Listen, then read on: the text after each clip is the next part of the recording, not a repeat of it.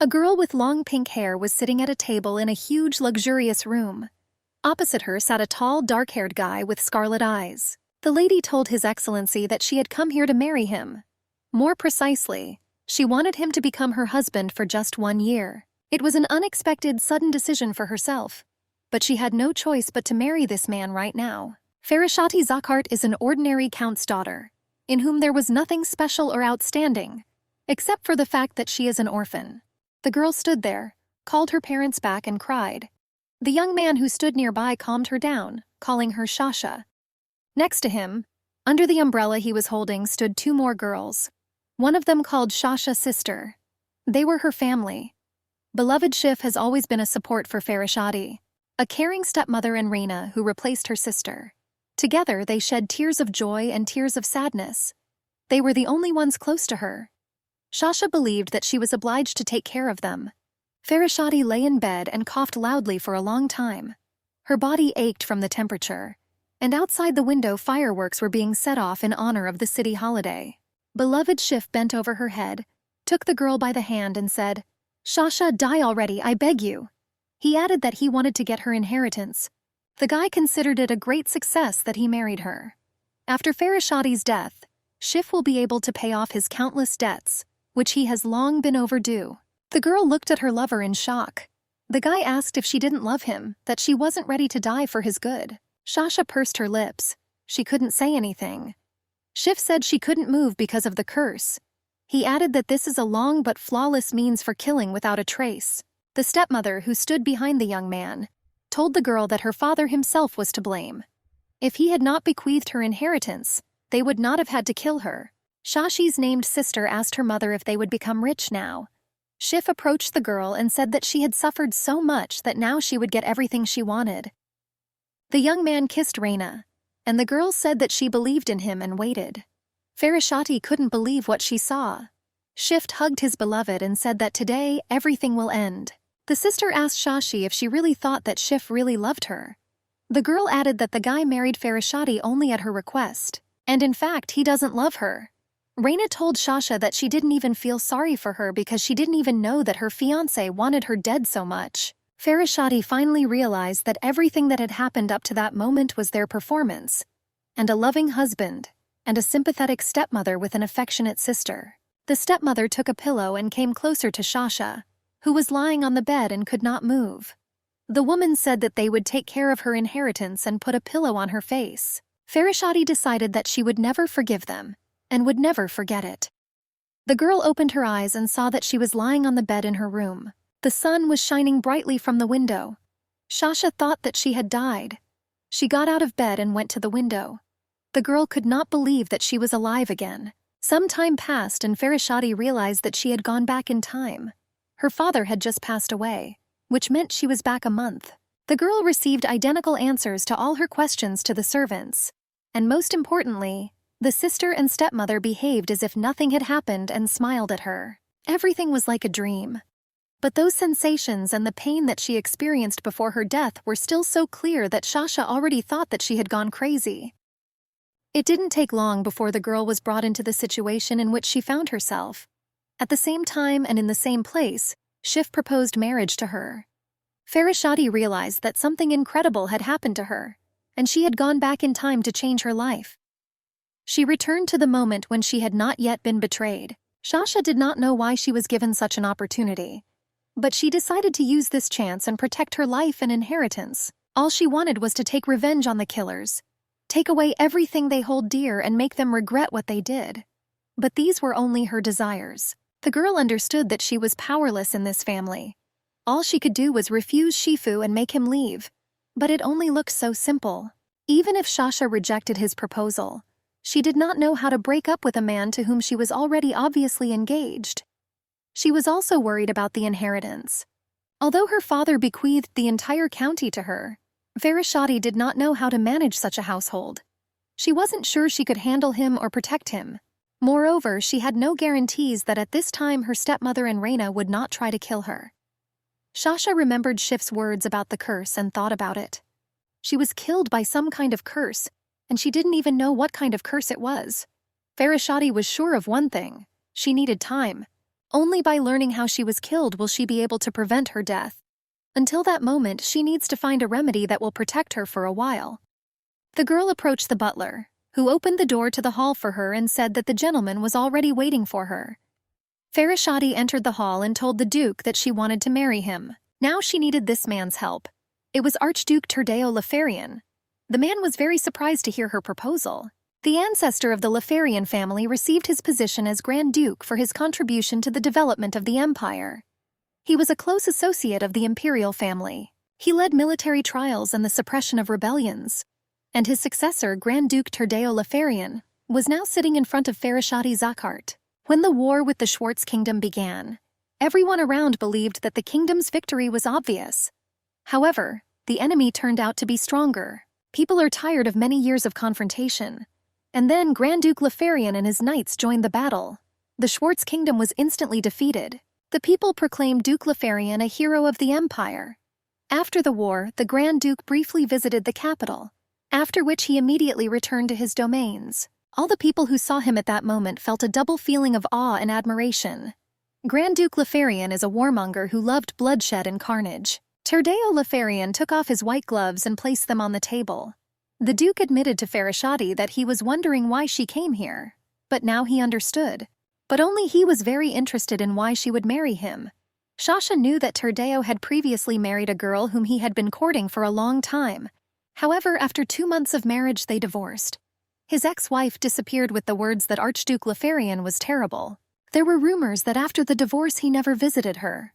And also they said that after the wedding they didn't even have their wedding night. This was a man who would not be interested in her unexpected inheritance, and who, moreover, is not attracted to women, since the wedding night did not take place. Farashati believed that this was exactly the person she needed. The girl told him that her family wanted to kill her and take her inheritance. The Duke asked the lady in surprise if she had really come all this way to tell him this. Shasha was silent, not understanding his displeasure. The Archduke told the girl that she was too worried about her inheritance. He added that she was not worth such care. Then, he stood up from the table and said she could go. Farashati grabbed the Duke's hand and accidentally injured him with her ring. The girl apologized for what happened when she saw the blood from his hand dripping onto the floor. The man replied that everything was fine, and added that it was better for her to leave and not waste his time with her empty chatter. Shasha caught up with the Duke and said that he also needed this marriage. She knew that the reason why the Duke returned to the capital was very simple. Turdeo did not want to marry the Empress, so now he needed to find himself a wife. Previously, the Emperor regularly summoned the Grand Duke to the capital in order to marry him to his daughter. The Emperor hoped that this way he could protect the young Empress. Despite the Duke's unsuccessful experience, the Emperor insisted on the marriage, praising the Grand Duke as a hero of the empire. However, everything related to marriage was alien to the Archduke. He was unable to control his expression and the little Empress ran away from him with tears in her eyes. The girl screamed that she didn't like this uncle. To avoid marrying the Emperor's daughter, the Duke needed to marry someone else. Turdeo turned to face Farashati and asked what she had just said. The girl was a little scared, but she couldn't just leave here. She replied that she had heard that the Emperor was insisting on marrying his daughter. Farashati added that the Archduke would have to marry the 7th Empress, who was still studying at the academy, if he did not marry her right now. Turdeo Lefarian asked the girl in surprise how she knew about everything. Shasha couldn't tell him that she had gone back in time. The girl only told the Duke that he needed her. And then she added that it was only for 1 year. And after that they will dissolve their marriage. While he was silent, she prayed. Shasha was thinking about what to do if she didn't succeed. She was afraid that her stepmother might have guessed everything. The girl didn't know if she could trust the Count's people. Shasha was worried that her stepmother might already have won them over to her side. The Duke interrupted her thoughts and told Farashati Zakhart that there was something she didn't understand. He added that the Emperor wanted him to marry his 4th daughter, not his 7th. Then, the man told the girl that he was already running out of patience to repeat the same thing to her. Farashati stood in the middle of the hall and saw the Duke leave. She didn't understand what to do now. Everything went blurry in her eyes and the girl lost consciousness. Shasha fell to the floor and felt everything as before her death. The last thing she saw was Duke Turdeo turning around before leaving the hall and running towards her. Farashati didn't understand why she was dying again. 2 guys dug a deep hole in the forest. One told the other that someone died again today. The second guy asked him not to talk about it. Otherwise, they will bury him. The first one replied that he simply felt sorry for the girl because she was so young. Suddenly, the girl who was lying in the hole stood up. The guys threw their shovels and ran away shouting, "Ghost! Witch!" Farashati sat down on the ground and thought about what happened to her. At first, Shasha felt like she couldn't breathe. She already knew this feeling. When everything dimmed before her eyes, she was sure that she had died again. The guys ran to the Duke and told him that the girl had come to life. Turdeo Lefarian could not believe that she was not dead. And the guys shouted that she was a witch. Farashati sat in the hole for a long time, thinking about why they decided to bury her alive. She looked up and saw the Duke there. Shasha thought that he wanted to kill her. Duke Lefarian said in surprise that it was very strange that she was alive. Then, he asked the girl for forgiveness and gave her his hand. Entering the mansion, Farashati scolded herself for being so reckless. She trusted a stranger, relying only on her memories from the past. But still, she was angry that he dared to bury her alive. Shasha plucked up courage and asked the Duke why he wanted to kill her. Turdeo looked arrogantly at the girl and only asked if she was biting her nails. Farashati admitted that she does this when she's worried. Then the girl asked why he was talking about this. The Duke showed her his wound and said that she had injured him when she tried to stop him. Farashati asked what this had to do with it. The man added that he would consider her offer. Farashati said it was important for her to know now why he wanted to bury her alive. The Archduke pierced his wound with a pen and blood gushed out onto the floor. The girl screamed in surprise. Turdeo replied that it all depended on how she passed his test. Shasha only had time to ask what this test was when she lost consciousness again. The Duke covered her mouth with his bloody hand and Farashati stopped breathing. Opening her eyes, the girl saw Duke Lefarian sitting near her bed and realized that she had come to life again.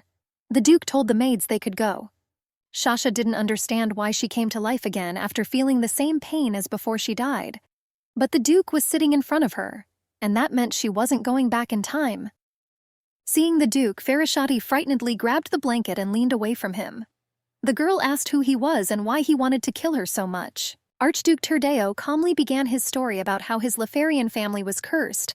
Everyone born with the blood of his family has poison running through their body. Therefore, they have some immunity to ordinary poisons and will not die from them. But a few drops of their blood can kill another person. Shasha was shocked by this confession. She, of course, heard rumors about the cursed family, but did not really believe them. The girl had no way of knowing that this would all turn out to be true. The Grand Duke won the war and led the empire to victory. However, there were rumors that people who became close to the Lefarian family did not live long. This is probably why their red eyes evoked such terrible emotions in everyone. Cursed family. That's what people called them out of fear. Someone suspected that the Lefarian family was indeed not so simple, but no one could have imagined that the family close to the imperial family carried a curse. Farashati realized that if all this was true, then when she touched her ring, which had the Duke's blood on it, she swallowed the poison, biting her nails with excitement, and the Duke decided that she was dead and buried her alive. Turdeo Lefarian, noticing her bewilderment, told the girl that she must be dead after biting her nails with his blood, and he was surprised that she had already come to life twice after his blood. The Duke said that she now knew about his family's secret. The girl was very scared. She said that she would not tell anyone anything and asked to be spared. Turdeo Lefarian admitted that he wanted to refuse the deal because of this secret, but nothing worked out. Shasha covered her face with her hands. She thought that the Duke wanted to kill her. "For exactly 1 year, become my wife," said Duke Turdeo and smiled sweetly at Farashati. "Father will never hurt you." Farashati's father always said this phrase after the death of her mother. He brought his stepmother and her daughter Reina into their home, but he always worried about his daughter. Shasha stood at her father's grave. She told him she was getting married. Suddenly, her stepmother approached her from behind and asked if it would be difficult for her to be responsible for the whole county. The woman invited the girl to choose her representative. The stepmother began to cry and wipe her tears with a handkerchief. She said that she could no longer watch Shasha suffer. The stepmother added that she would find someone she could trust. Farashati thought that her stepmother intended to hire someone to kill her. The girl was surprised how everything around could be so unchanged. She silently handed the letter to her stepmother, near whom Shift and Reina stood, and left. The woman opened the envelope and was shocked by what she read in the letter. Farashati wrote that she had decided to marry Grand Duke Lefarian. And this is where their paths diverge. Reina shouted to her sister, "Isn't she in love with Shifa?" The stepmother asked Shashi if they had quarreled and suggested that she did not like Shif's proposal. Farashati stopped and turned to them. She said that her uncle had decided to come from the east as her maternal representative, and therefore, they all must leave the main building, since outsiders are prohibited from being on the territory of this estate. Shift, Reina and stepmother were shocked by Shashi's behavior. The girl left, leaving them standing on the street near the graves of her parents.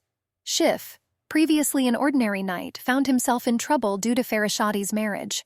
He lost the opportunity to qualify for the post of Knight of the Empire, since only nobles could become one.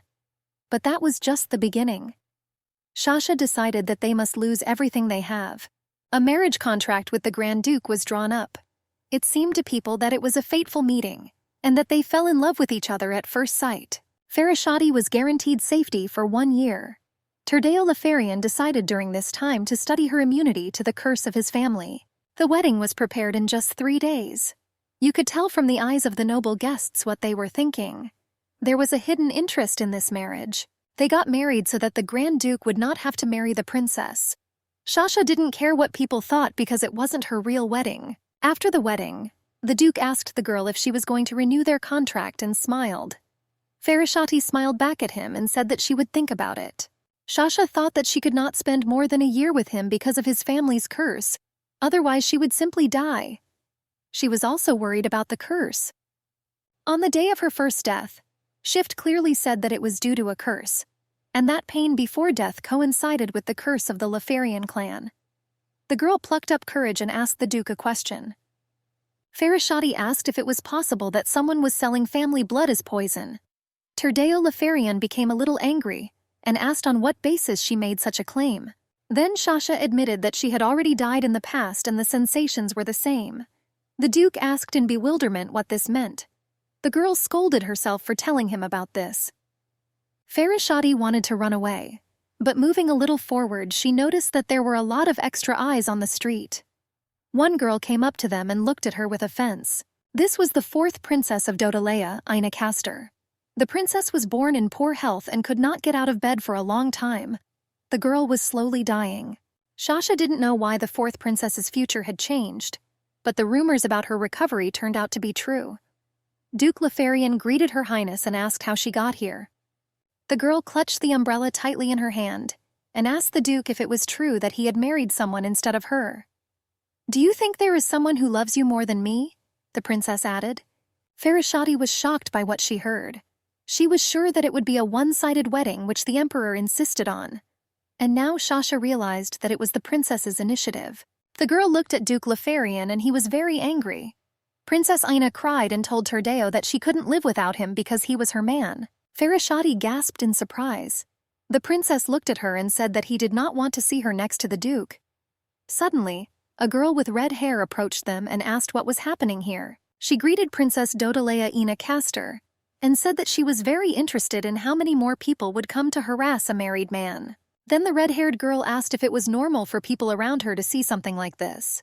Shasha was surprised how much she was not afraid to speak directly. Archduke Turdeo Lefarian hugged his wife and leaned away. Princess Ina shouted after him that she was not going to live without him, and soon he would also understand that he needed her. "We can never be happy without each other," the girl added. Farashati was frightened by her affection for the Duke. She had no idea that the princess was so obsessed with him. As they rode in the carriage, Shasha wondered who the red-haired girl was sitting opposite her. Judging by the way they interacted with the Duke, one could say that this was his relative. Finally, Turdeo broke the awkward silence and asked Farashati to thank his sister for saving them. The girl said her name was Chertia Lefarian. Farashati replied that she was very pleased to meet the sister of the Grand Duke. Chertia immediately asked Shashi if it was true that the curse of their family did not apply to her. The girl confirmed her words. Then Chertia asked why she married her brother Theo. Farashati was a little taken aback by this question. She died because of her family, but then she came back. Therefore, in order to avoid her death, she asked the Grand Duke to take herself as his wife, but as a result, she almost died from his poisonous blood. Then she was almost buried alive, but she was still alive. They got married because they have mutual interests, but apparently the Grand Duke wants to hide this from his family. So she thought it would be better to just say that she loved him. Terdeo noticed that his wife was embarrassed to answer such questions, and told his sister that it was love at first sight. Serja laughed and asked her brother if he thought that she would check this, and whether this was not enough to deceive. After all, everyone in the empire understands that he married to avoid the will of the emperor. The girl asked her brother if this hasty wedding was really necessary for him. Farashati bowed her head and looked at the floor. Her words were unpleasant to her. Serja said she was very concerned about their family's reputation, and with his wedding going against the will of the emperor, he puts his family in a bad light. Farashati glanced at the Duke. She mentally begged him to say something, but he was silent. The girl felt unwell and lacked air. Shasha decided to open the window in the carriage a little. At that moment, the carriage shook and the girl fell straight onto the Duke. Serja laughed loudly. After calming down from laughing, the sister told Terdeo that his wife was very funny. The Grand Duke's face still showed anger, but his mood softened. As they approached the castle, Farashati realized how huge the Lefarian estate was. The coachman reported to the Duke that they had already arrived, but could not advance further due to the crowd at the castle gates. The Duke answered the coachman that he understood everything. Then he told his sister that Cepheus had returned. Farashati heard that Sultan Cepheus is the heir of the Lefarian family, but she did not understand why he was here. A boy who looked like a small copy of Terdeo Lefarian stood in front of the guest and shouted for him to get out of here. The man demanded to call his bride, and the guy repeated again that there was no place for a person like him. But Schiff shouted that he must see Farashati and ran on. Then the boy pulled out his sword and told the knight that he had warned him. He ran after him, shouting that he was destined to die as punishment for humiliating House Lefarian. He was about to swing his sword, but Duke Terdeo stopped him by grabbing the hand that held the sword. Schiff turned around and saw Farashati, who had come with the Duke. Schiff greeted his ex-fiancé with a sweet smile and said that they needed to talk. Farashati told him that she had already said that she had no feelings for him. The man got angry and shouted why she was saying that. Seeing the stern look of the Duke, who stood near the girl with a sword in his hands, Schiff calmed down a little. In a quieter voice, he told Farashati that there would soon be a parade of officers in which he would participate at the city festival, and asked her to come there. Shasha didn't know how to react to this. Terdeo Lefarian told the girl that she did not have to listen to this guy, and he added that he could throw him out of the estate if she wanted. And the girl said, "I want it." When two boys from the servants grabbed the knight by the arms to take him outside the estate, the guy shouted to Shasha that he would wait for her. After the guy was taken outside the mansion, Terdeo asked Farashati if he understood correctly that this man could take her life in the future. The girl said yes. After this, the Duke said that he needed to talk to her former friend. He left her with the butler and he went in an unknown direction. Farashati was sitting at a table full of treats. The Duke was still away, and she didn't know if she could start the meal without him. Shasha didn't think that Schiff would look for her, and especially since he will come here, to the estate of the Grand Duke. She wondered why he acted this way. The girl didn't know how she could look people from the estate in the eyes now, especially when the head butler introduced the new mistress and wife of the Grand Duke to all the castle servants. Terdeo sat down next to Farashati at the dining table. The girl asked in surprise, where was the boy who was with them on the street? The man replied that he did not want to eat. Then Shasha asked how old he was. The Duke said the boy was 9 years old.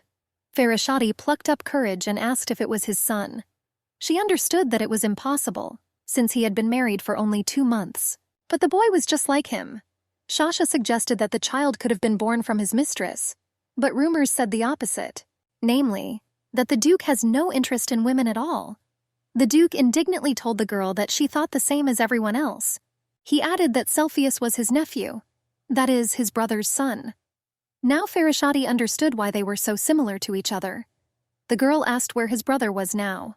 Then, she asked why he was taking care of this boy instead of his brother. Terdeo lowered his head and sadly said that his brother had died, and his wife ran away. Therefore, he became his guardian and made the boy heir to the Lefarian house. Shasha was shocked by such a tragic story of his family. She was surprised by the fact that such an incident remained a secret to high society. The Duke said that Cepheus would soon leave this house and live outside the city.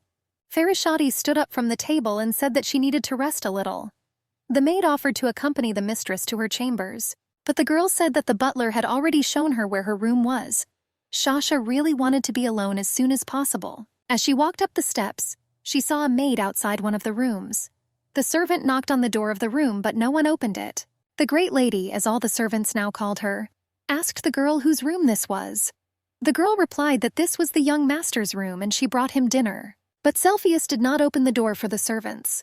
Sasha thought that he must be in a bad mood because there was a scandal about her ex-fiancé. Farashati felt guilty, because it was because Shift appeared here that Turdeo scolded Cepheus for attacking him with a sword.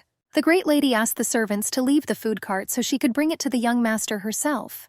The maid decided that she had no right to argue and left. When Farashati opened the door to the young master's chambers, the boy indignantly asked who dared to enter his room without permission. The girl introduced herself to the guy and sat down next to him on his bed. Cepheus asked why she came here. Was it to look better in the eyes of the Grand Duke? The guy added that if he were in her place, he would have shown prudence to preserve his dignity. "Stop playing this show, go away," Cepheus told Farashati. Sasha noticed that the boy was crying. She touched his face and asked him what happened.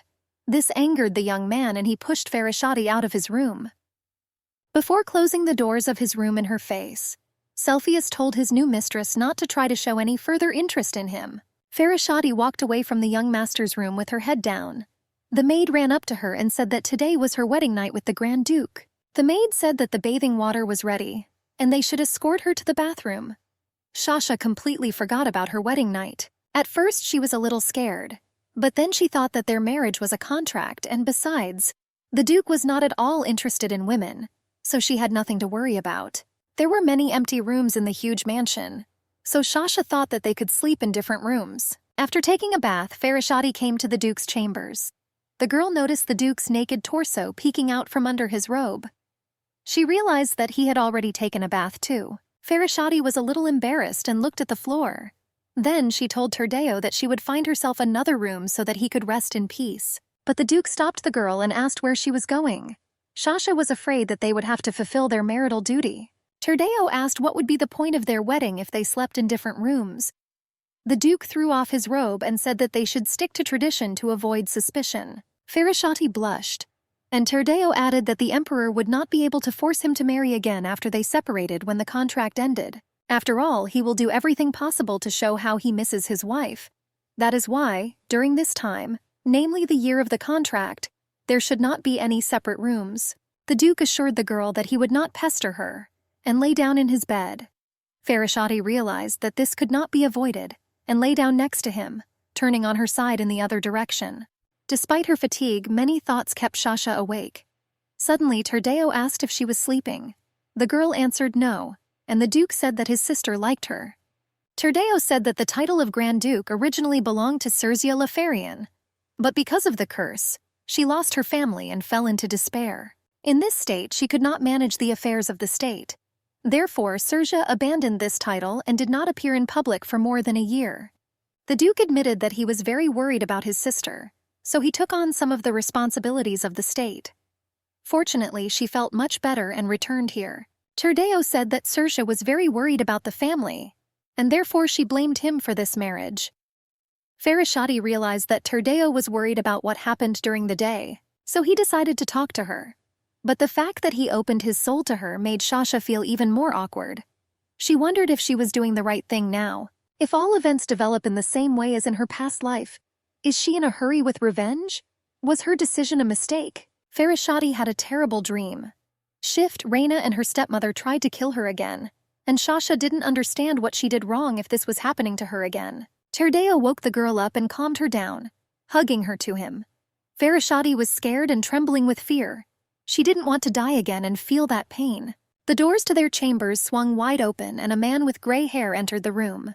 He told the Grand Duke that during his absence he had again fallen into trouble. Seeing Duke Turdeo hugging his wife, the man apologized and closed the door.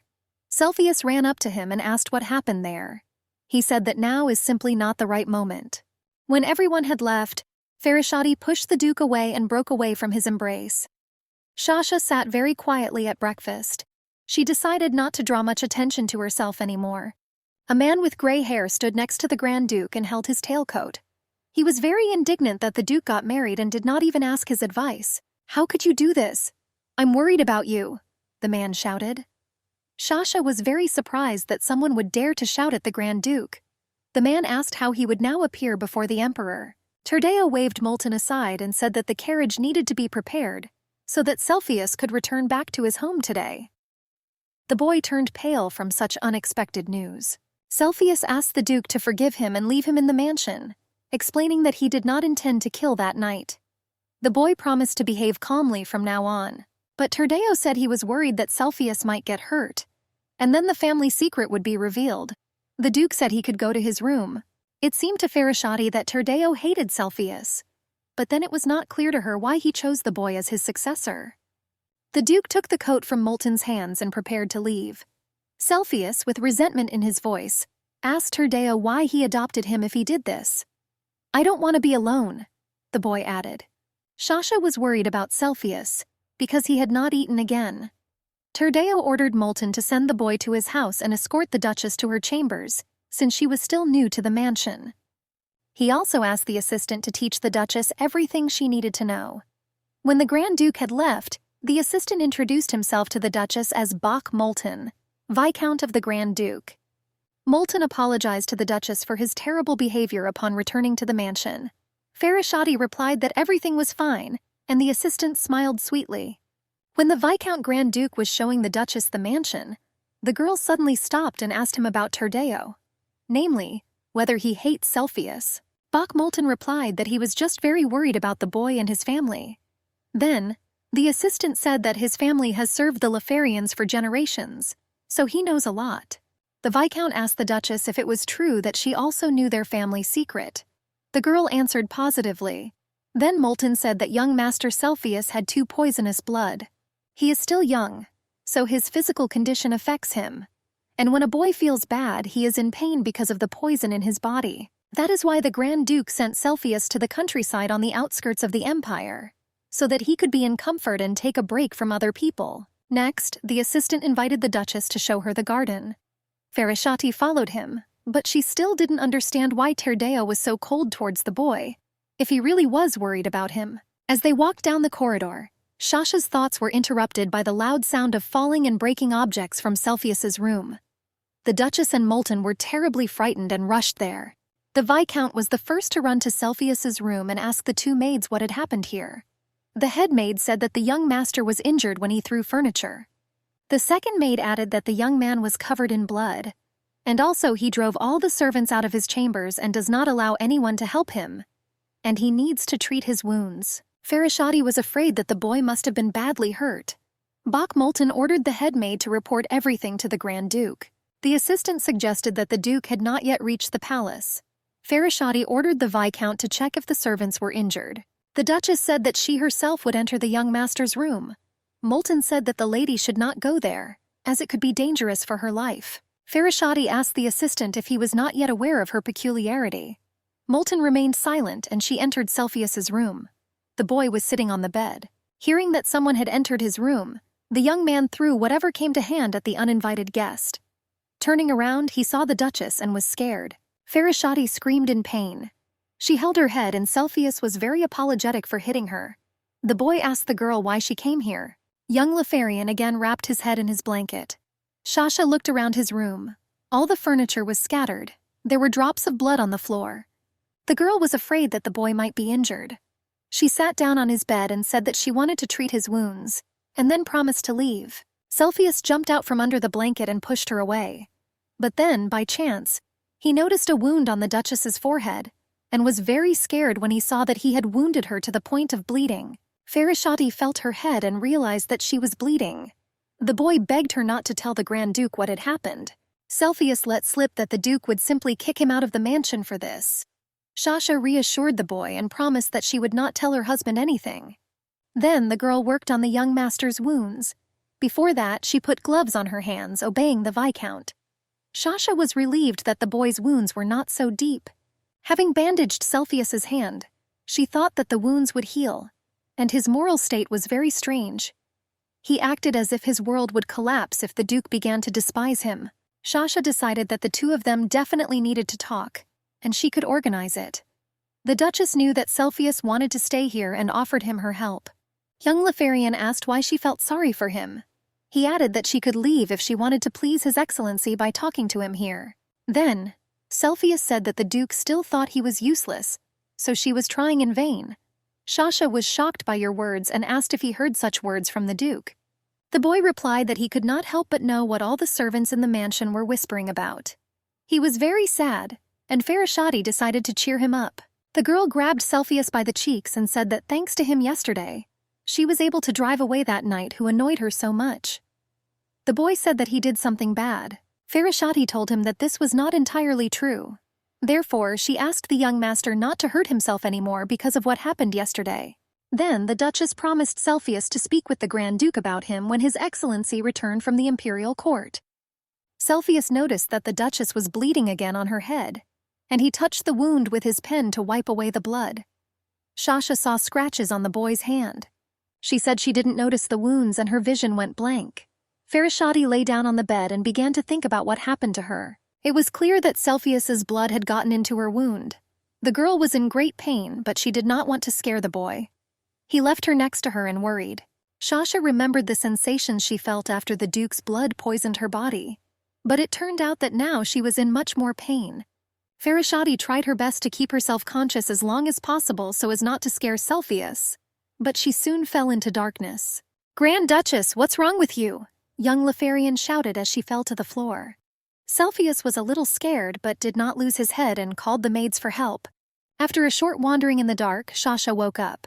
She saw the faces of Duke Turdeo, Cepheus, and Molten above her bed. Everyone was terribly scared. Turdeo carefully asked his wife how she was feeling. Farashati replied that everything was fine with her, but after trying to get up, her eyes darkened. As she suspected, it was because of the poison. Young Master Lefarian possesses an unusually strong poison, but Shasha was glad that she was alive. Cepheus asked the Duchess how she managed to survive. The Duke told the boy that for some reason the poison of their family did not affect this girl, and that's the only reason she didn't die. Shasha thought that the boy was very scared when she fell unconscious. The girl asked how he was feeling. Duke Turdeo told his wife that she had acted too recklessly.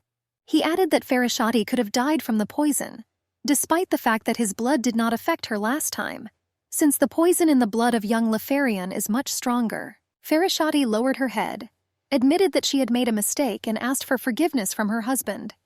The Grand Duke looked sternly at the boy. Turdeo asked Cepheus if he now realized that one of his actions could kill a person. Cepheus looked at the floor and tears flowed from his eyes. "I will return to the village, Your Excellency, you were right. I was too careless," the boy said through tears. He then apologized to the Duchess. Cepheus wanted to leave, but Farashati grabbed him by the shirt and asked him to stay. She reminded young Master Lefarian that he had something to say to the Grand Duke. Duke Turdeo, perplexed, asked his wife what she was doing. The girl replied that Cepheus needs a person who will look after him, because he is still just a child. The Duchess added that all the young master's mistakes were due to ignorance, and would be on the conscience of His Excellency, who could not teach him properly. Farashati scolded herself for talking to the Grand Duke like that. The girl was not sure that she should interfere in their family affairs, but she could not do otherwise when she heard from Cepheus that he did not want to be alone. Therefore, Shasha plucked up her courage and asked the Duke the following question. The Duchess asked if keeping Cepheus locked up, isolating him from society, was what His Excellency wanted. Turdeo got a little angry. Molten told the Duke that they should listen to the Duchess's words, and the girl asked Turdeo to listen to her if he really cares about the heir. Farashati told her husband that he could leave the boy here and look after him, guiding him in the right direction so that he would not make mistakes. Turdeo walked up to his wife and bent over her head. He quietly told her in her ear that there was no guarantee that what happened today wouldn't happen again, and also she cannot be sure that she will be able to get out next time. Farashati replied that if you think like that, then he is dangerous for her. Therefore, the girl promised to just be more careful next time. Cepheus approached the Duchess and stood between her and the Grand Duke. He said that he wanted to stay here, so he would do everything to ensure that nothing like this would happen again. Cepheus also promised not to be seen by the Duke. Farashati, having heard the last phrase, asked her husband if he raised the child in a free atmosphere. Turdeo grabbed his head and looked at the boy. The Duke asked Cepheus if he needed to bring some of his belongings that remained on the estate. The boy raised his head, and with shining eyes replied that he did not need anything. The elder Lefarian told Cepheus that he could stay, since he had so confidently stated that others would never know about their secret. The boy joyfully repeated, "Yes," several times. Then, the Grand Duke ordered the Viscount to prepare a bedroom for the young master. Moulton called Cepheus to come with him so that the tailor could take his measurements for his new clothes. When everyone had left, the Duke asked Farashati why she was so involved in this matter. The girl replied that she simply remembered her past, so Cepheus remained to live in the capital's estate. Looking at his smile, Shasha realized that she was not mistaken. She decided that she would be careful not to pass out again from their blood. One fine sunny morning, when Duchess Farashati was sorting out documents with Moulton, the named guests came to her. After the incident with Cepheus, Farashati made especially great efforts to settle into the estate of the Grand Duke. The girl needed to get used to the responsibilities of a member of the Grand Duke's family during the contract, and also take up the task of establishing connections. This should later help her in governing the county.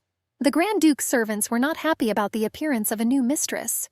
Especially often, Shasha had to deal with their dissatisfied faces when they accompanied her outside the estate. She could understand them in many ways. The newly made wife of the Grand Duke takes part in the life of the county. Luckily, Moulton was on her side. Farashati wanted to make friends with him even more, and ask him about the affairs of the Count Zakhart family. And during this time she managed to learn several facts. First, a plot of land with an estate located in the capital came into the possession of the Lefarians under the previous duke. There are also separate domains of the Grand Duke. There he mainly conducts his business.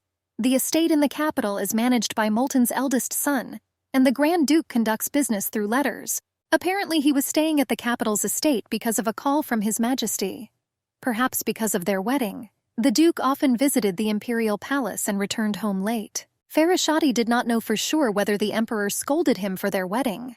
The second thing she managed to find out was that none of the mansion's servants knew about the curse of the Lefarian family. The truth is known only to Bach Moulton and some of the direct descendants of the Moulton family. Not long ago, the youngest daughter of Bach Moulton entered the knightly order of the Grand Duke. Moulton is very proud of her. Third, among other things, the Grand Duke really decided to examine Farashati's body, so he ordered the doctor to periodically take blood from her. Shasha herself didn't know why their poison didn't affect her.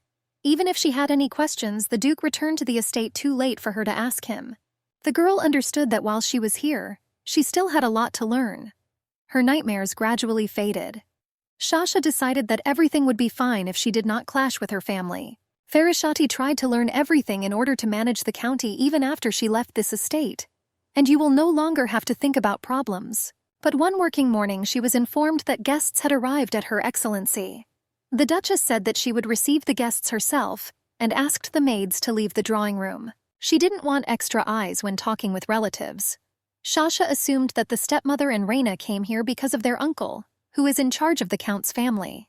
After all, they are no longer allowed to enter the main estate, and they cannot spend money as they please. Also, the way Schiff was driven away hit their pride hard.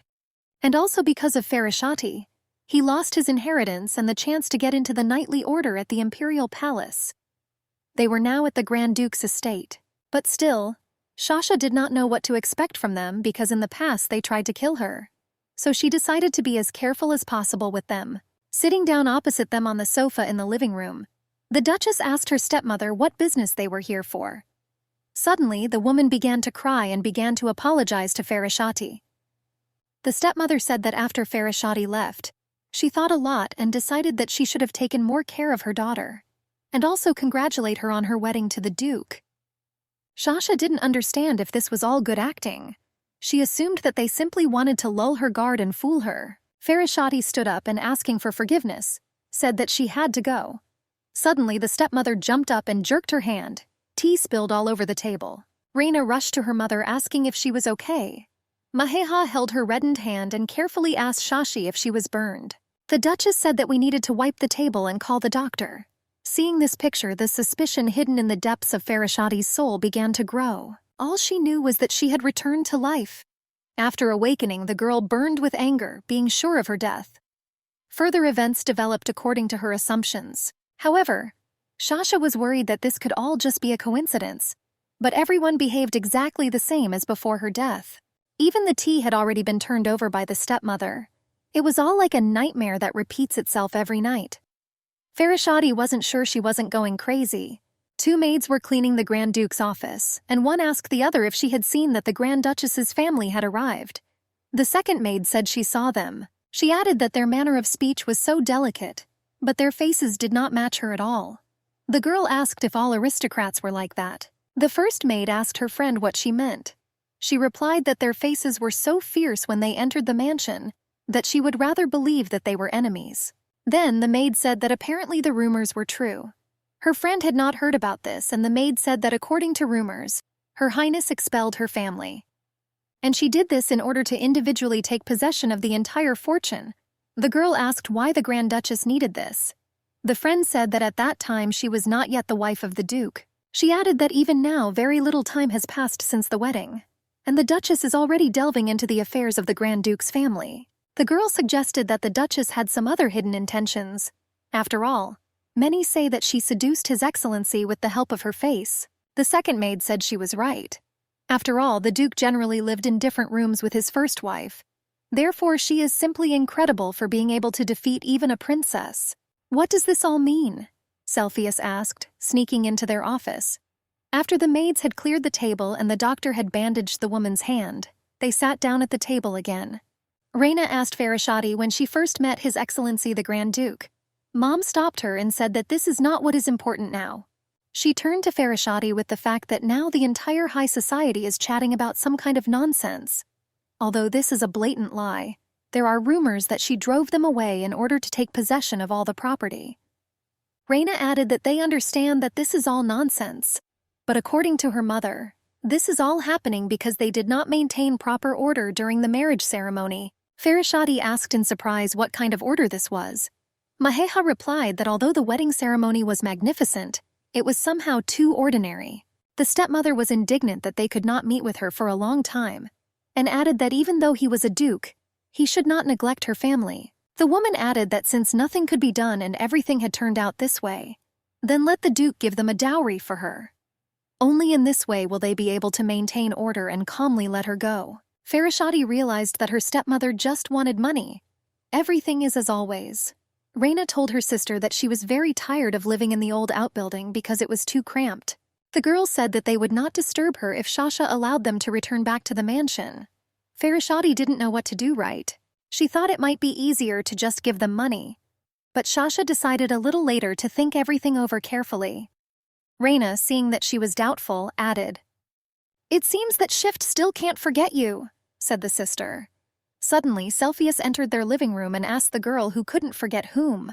Then young Lefarian angrily suggested that they were only here for the money, and everything that I have not just heard here is an attempt to undermine the authority of the Grand Duke. The guests lowered their heads guiltily, and Cepheus asked the Duchess if everything was all right. Farashati found it difficult to breathe. The boy excitedly asked what they did to her. Reina screamed in fear that they hadn't done anything wrong, and the woman said that she was just coming to see her daughter. Cepheus asked the Duchess whether to send them away. Farashati replied that she wanted to rest because she was not feeling well. Cepheus told the girls that they had to go and called the servants to escort the guests to the carriage. When the relatives left, Farashati felt like she could breathe easier again. As in the case of Shift, young Cepheus again helped her a lot. Therefore, the girl thanked the boy for his help. Cepheus said that it was very rude of him, but he overheard one conversation and decided that Her Excellency was in danger. When they were close, Shasha for some reason began to choke, but now she is fine again. Her return to the past still seemed crazy to her. Sometimes it seemed like just a dream to her. Cepheus invited the Duchess to take her to Her Highness's chambers. As they walked along the corridor, the boy said that a festival would take place soon. He added that His Excellency played a key role in winning the last war. Therefore, the festival will honor the Grand Duke and the Emperor. Also, everyone is saying that the celebration will be even more magnificent than in previous times. When Farashati heard about the festival, she became a little sad. Every spring, the Castor Empire holds a festival.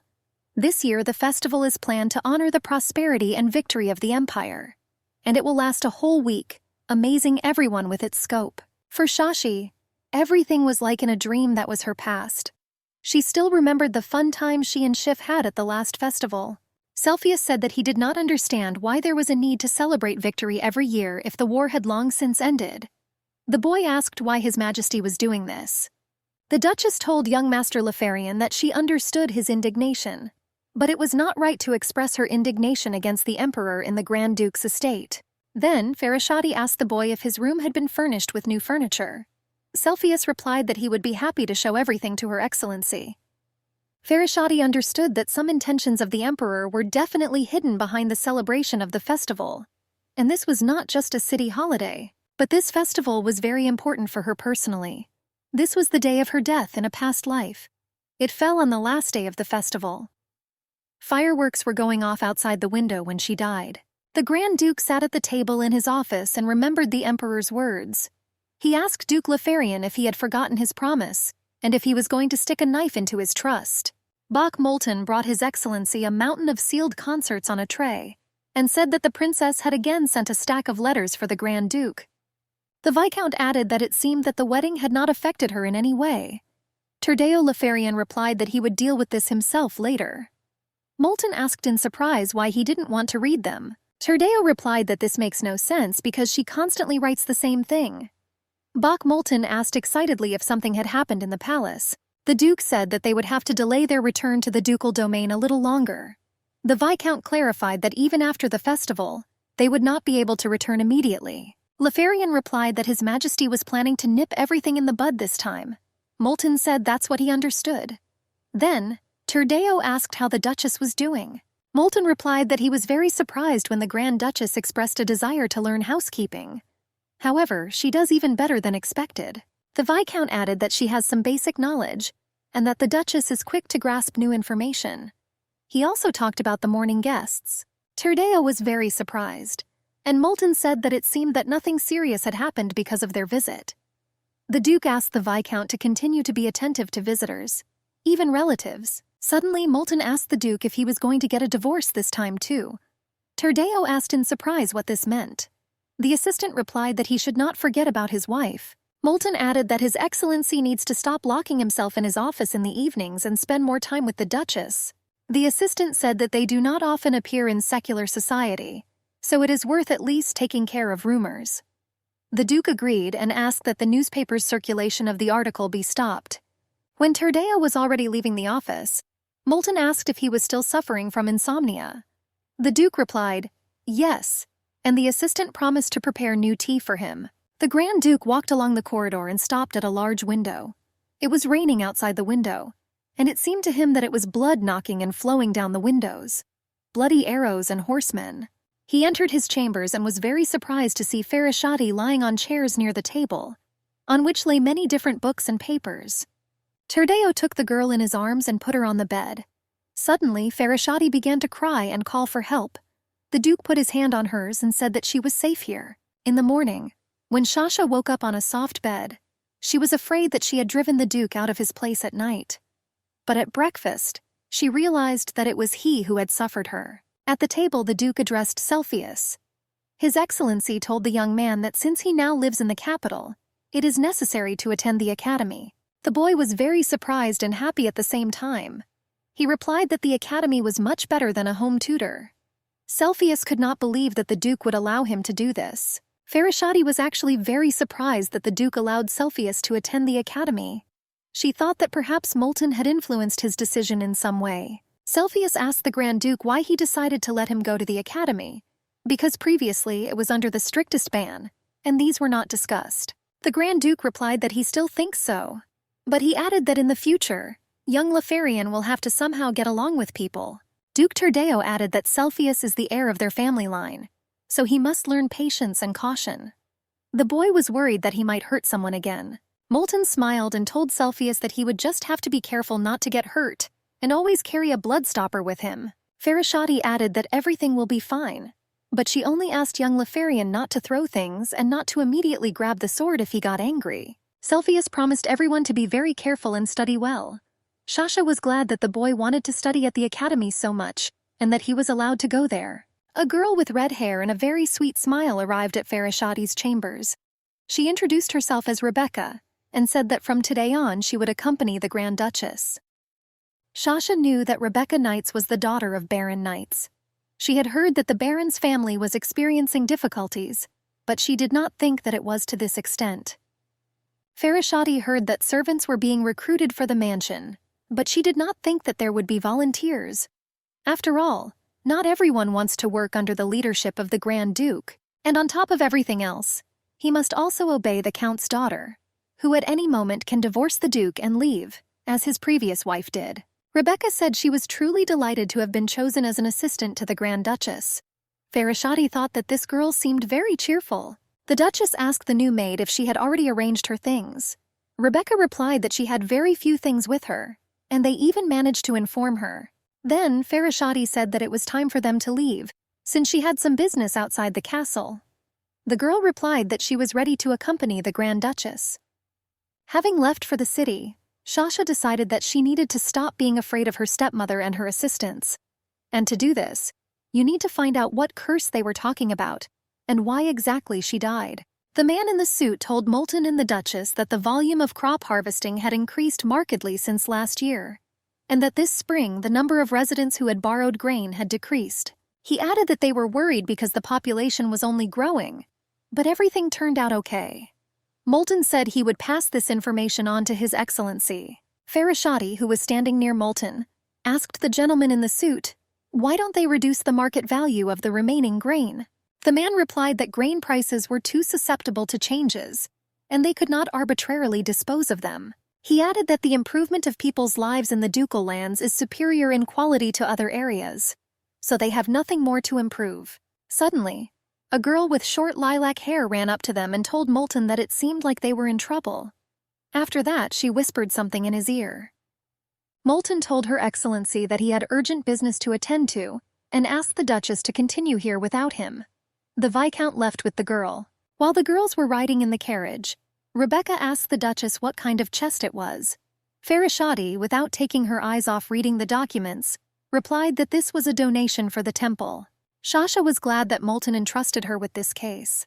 Although there was nothing complicated about it, she was glad that they trusted her. Moreover, she wanted to find out something in the temple. The Lefarian family made a lot of donations secretly from others, and Shasha did not understand why this was not advertised. The Duchess thought that she might as well tell people about this for the sake of a good reputation. When the carriage turned onto the road to the temple, Rebecca said that the festival had not yet begun, but the streets were already so noisy. Farashati suggested that there were so many vendors on the street because of preparations for the festival. Noticing the crest on the merchants' boxes, the Duchess remembered that she had read about this merchant guild in documents in the Lefarian mansion. She was very interested in who was in charge. Farashati decided that the curse that Schiff was talking about might be witchcraft. Therefore, she decided to ask the abbot about everything. But the Duchess was worried that she might be mistaken for a person interested in dark magic. In the eyes of those around her, she is the newly crowned Grand Duchess. So, it has only recently become a hot topic of discussion. The Grand Duke's seductress, according to rumors, kicked her family out of the mansion. Shasha thought that no matter what she did, she would seem suspicious to everyone. Having met the abbot of the temple, Farashati noticed that he had great confidence in the Grand Duke. Therefore, if she seems suspicious to him, it will only affect her. Shasha ended up in the library at the temple. She wanted to find something interesting there. But it turned out to be not so simple. Therefore, the Duchess took one book in her hands and headed towards the two priests who were sitting at the table and studying books in the library. The Grand Duchess showed them a book she had taken from the shelf. It was called, "Is It Okay If I Curse You?" The girl asked the priests if dark magic was not prohibited. Then she asked if it would make sense to keep such a book in the temple library. The Duchess added that someone could read it and plot murder. The young priest fearfully replied that witchcraft exists only in records. He added that this is a relic of the past and they cannot say whether it really happened. The priest's assistant said that witchcraft was lost many centuries ago. And besides, curses have many meanings, therefore, it cannot be said with certainty that this is dark magic. Also, the guy added that the temple should know about everything and be prepared for any consequences. That is why this book is kept here. The senior priest calmed his emotional assistant. Farashati thanked the priests for their explanations and left the temple along with her assistant Rebecca. The priest sensed the Duchess's insincerity. He thought that the Grand Duchess was probing them, but did not say anything to his assistant.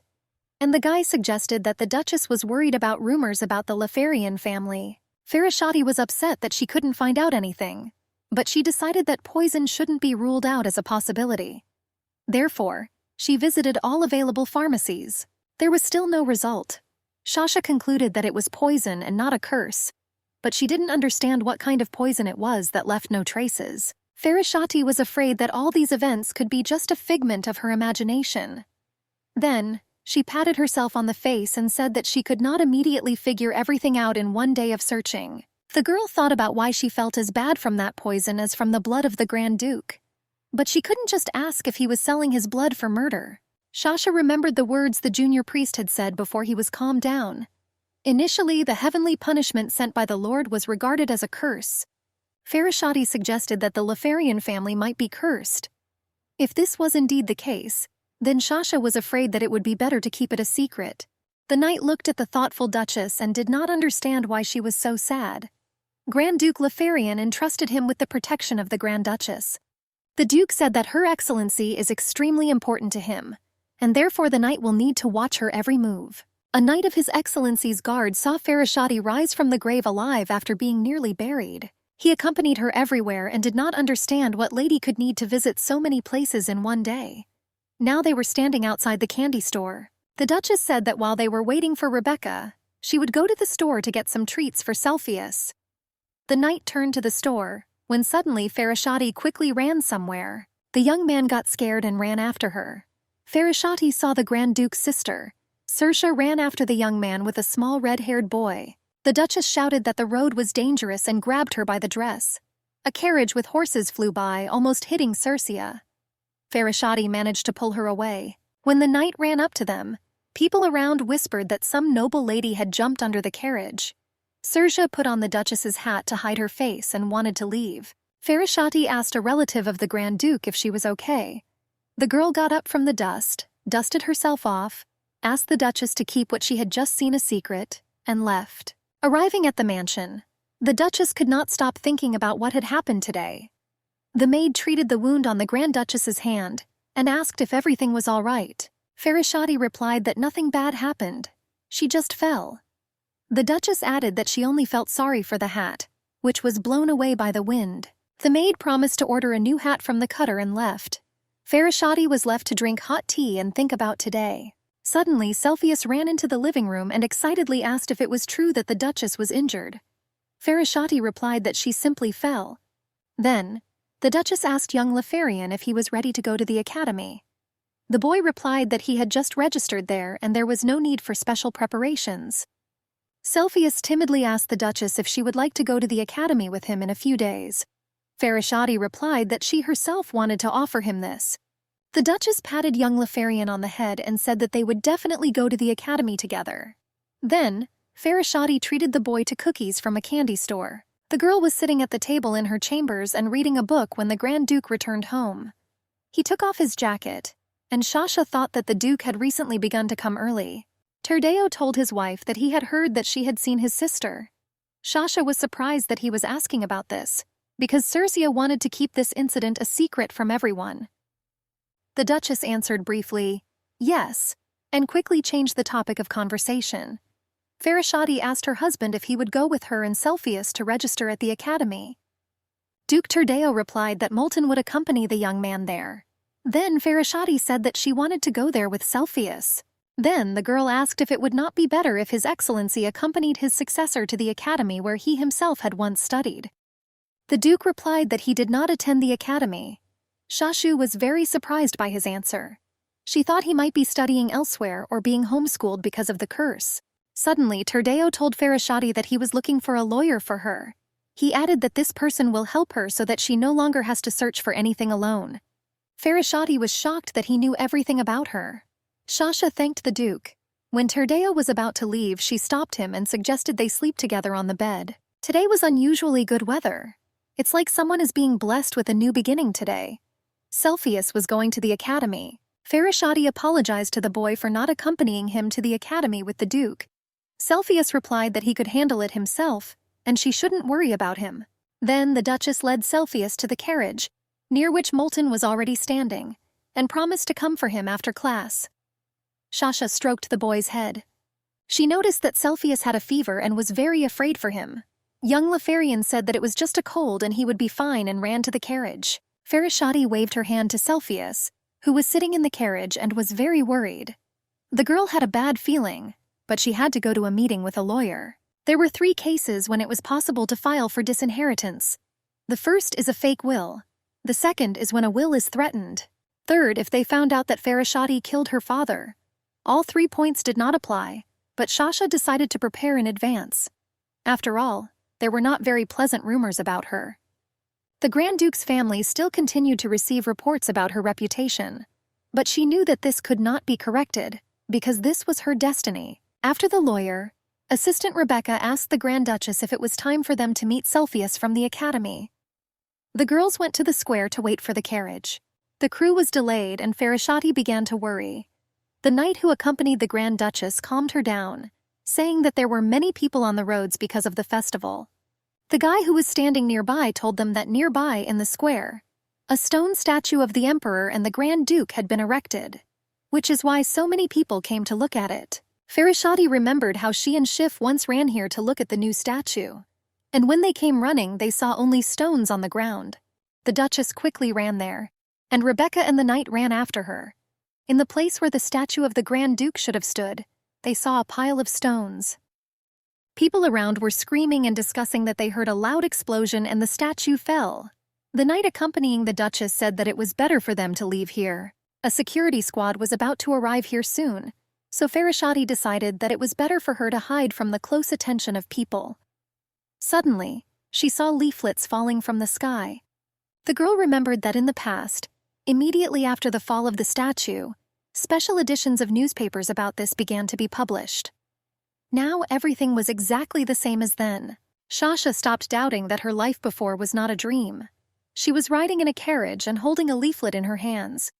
Rebecca asked the Duchess if everything was okay.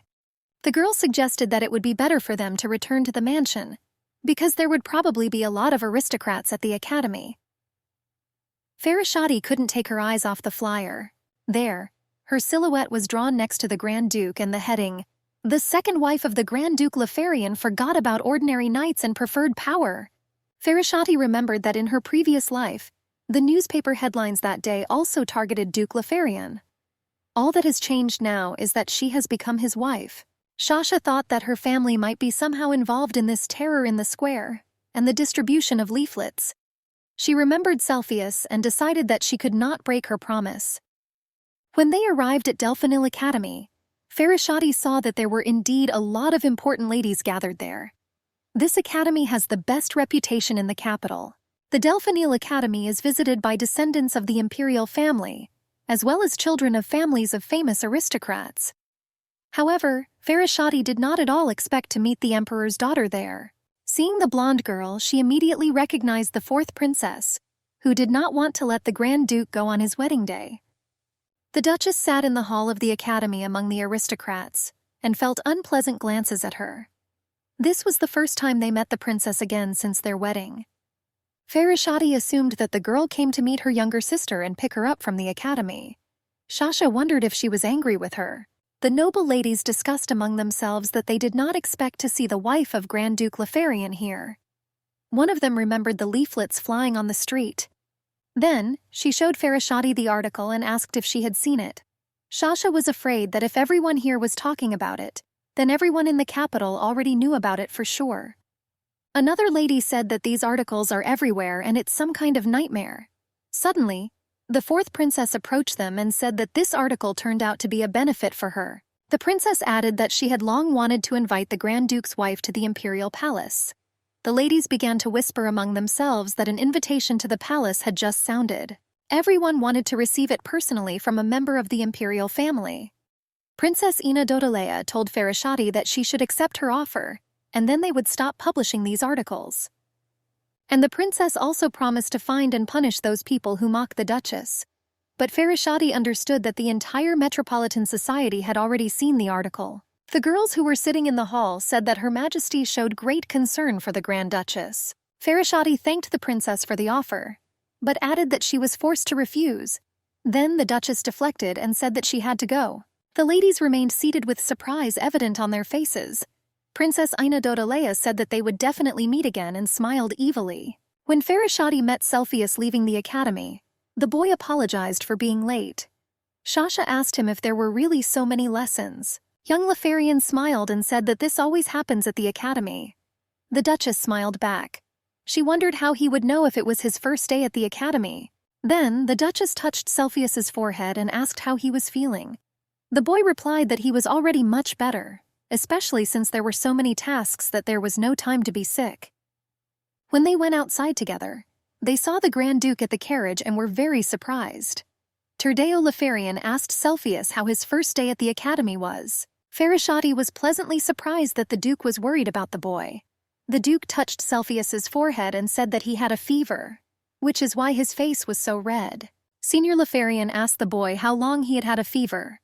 Cepheus replied that it had been since the morning, and added that it was just a cold.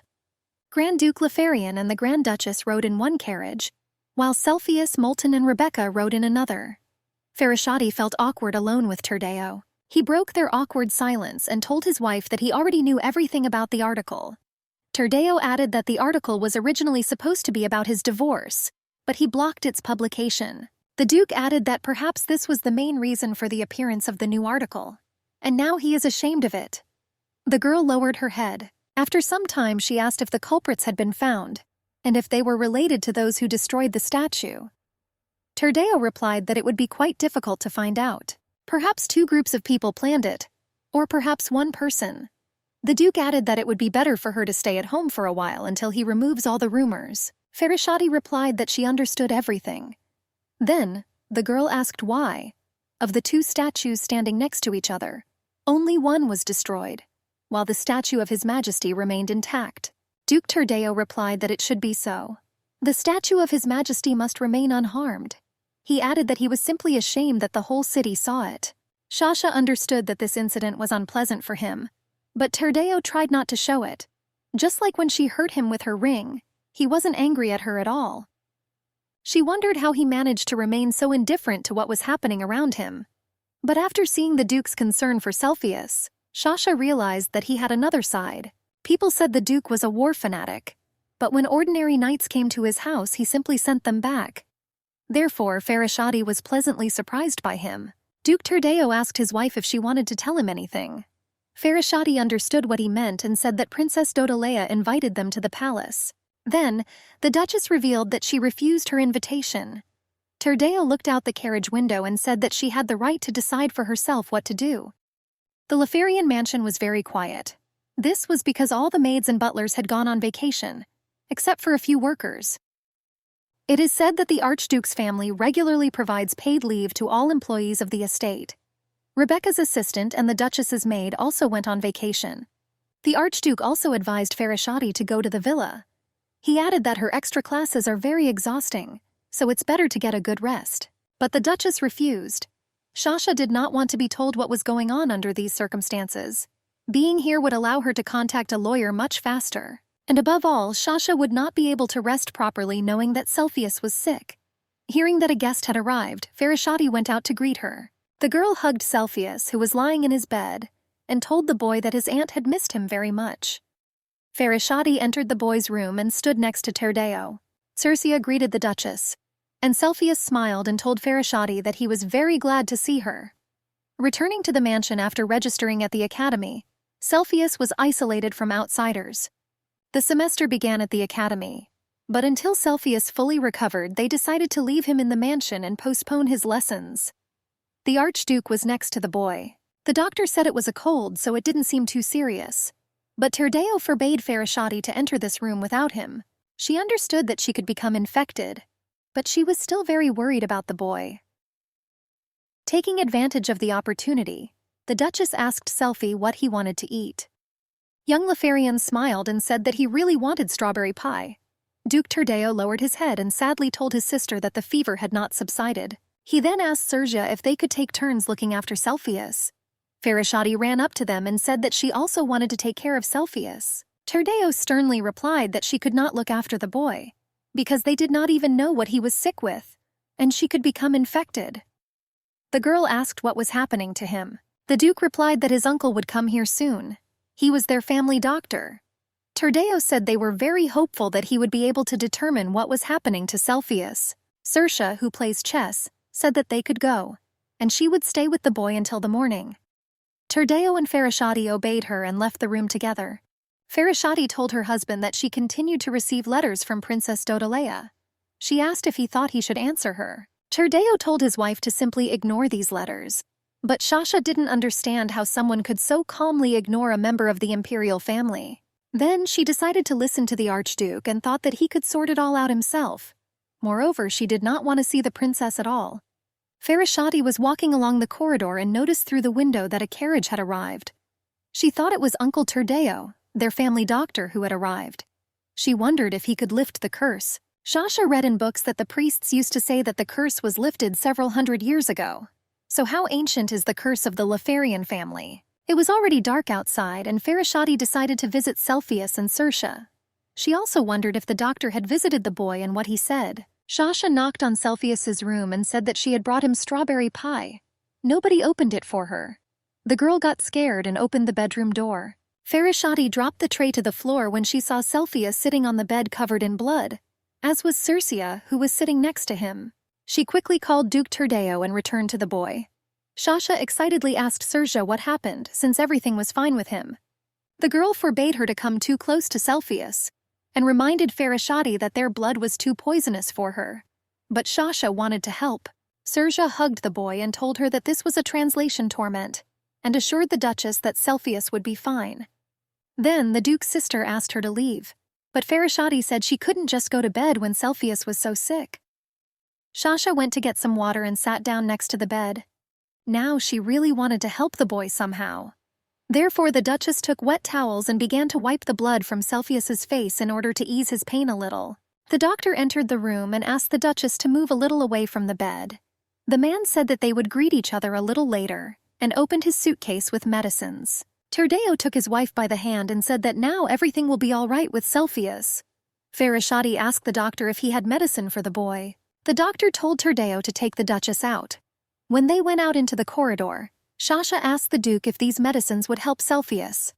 Turdeo replied that his uncle would only ease his pain. Farashati lowered her head and, looking at the floor, asked why they didn't tell her anything if they knew about it. She felt out of place here. In her room, Shasha took off her bloody dress and remembered the Duke's words that when Cepheus's body weakens, poison can develop inside him.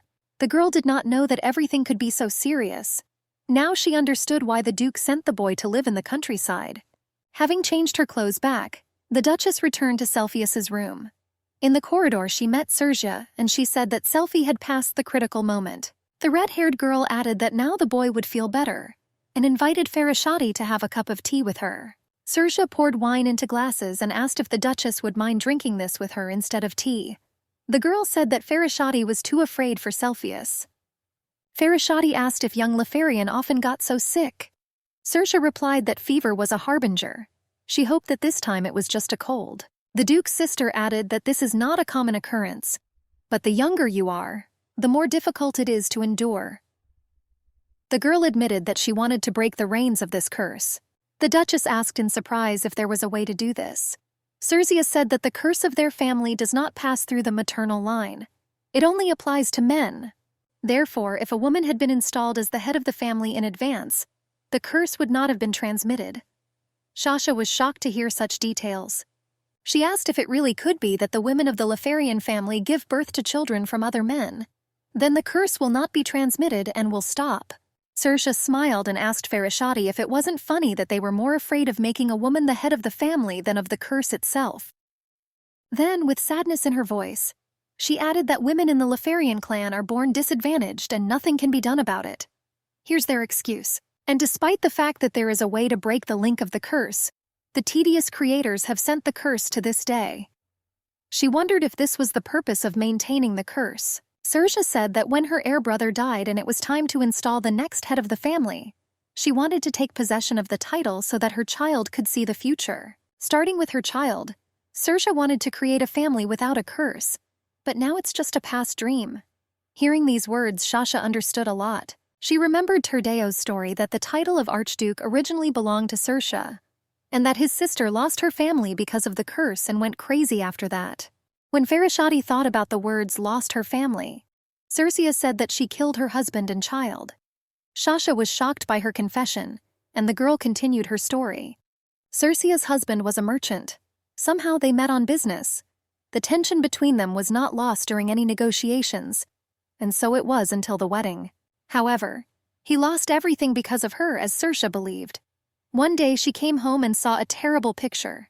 Her son was lying on the floor, and her husband was bending over his body. Then, the girl immediately realized that it was because of her curse. She checked her body to see if she could have gotten hurt somewhere and infected her son with her blood. Circia was very careful. She always wore gloves even at home. But one time the baby took the glove off her hand, and before that she injured herself by pricking her hand with a rose thorn. The girl looked at her wound on her finger, at her son's broken knee, and cried bitterly. "Circia, you say the child will receive the title? What kind of nonsense?" Voices popped up in her head. Circia remembered how her husband reassured her and said that they would handle everything. But now she buried him too because of her curse. After telling her story, the Archduke's sister told Farashati that she was very brave for being here. She admitted that she was wary at first. It was just hard to believe that a person could consciously come to this house, knowing about their curse. The girl also thanked the Duchess for her salvation on the square. In a small freestanding building on the territory of Count Zakart's estate, Shift, Reina and her mother were sitting in a room. Reina asked Shift how it was possible that her sister did not come to his procession. After all, Farashati had always obeyed him until this time. The stepmother said that now the ranks of ordinary knights are no longer so important. Then she said that they had assigned a man to them, and asked her daughter to be more careful in her actions, since the Duke and Shasha suspected something. Then the woman approached Shifu and said that he shouldn't hang around here so often. The guy got angry and asked Reina why his mother treated him like that. As soon as it was dawn outside, Farashati ran to Cepheus's room in the hope that he was already feeling better. Terdeo met her in the corridor and said that they had moved the boy to another room. The Duke led his wife along the corridor to the chambers of young Lefarian. Shasha thought about the fact that Terdeo did not even return to their chambers at night to sleep, and spent all this time at Cepheus's bed. Terdeo told Farashati that Cepheus's room was very dangerous for her yesterday. Then he apologized to the Duchess for not talking about the fact that this happens. Shasha quietly followed the Duke. After his apology, she asked how Selphie was feeling. Terdeo replied that he was much better now. The Duke thanked his wife for helping the boy. Farashati said that Cepheus is her friend. After all, Selphie was the first to take her side when Shasha came here. Therefore, she would like to do everything to make him happy. When the girl entered the room, she saw a very pale boy lying on the bed. She saw that his face was all wet with sweat and went to dry him with a towel. Cepheus opened his eyes and said, "Mom?" Seeing that it was the Duchess, he rose from the bed. Duke Terdeo told the boy that he did not need to get up as he still needed rest. Farashati asked young Lefarian how he was feeling. The boy replied that everything was fine with him. Cepheus then apologized to the Duchess for what she saw yesterday. The Duchess calmed the boy and said that he should not talk like that. And Selphie turned away, wrapped himself in a blanket and said that he wanted to rest. The Duke said that it was better for them to leave, and Farashati obeyed her husband. In the corridor, Terdeo explained that no one had seen Cepheus like this before, so now it's not so easy for him. Farashati said that she understood everything, and asked what to do about visiting the academy.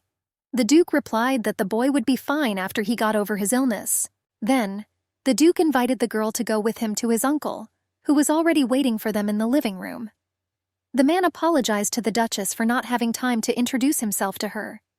Phoenix Khan Lefarian announced his name and suggested getting straight to the point. He suggested that Her Excellency had antibodies in her blood, unlike other people.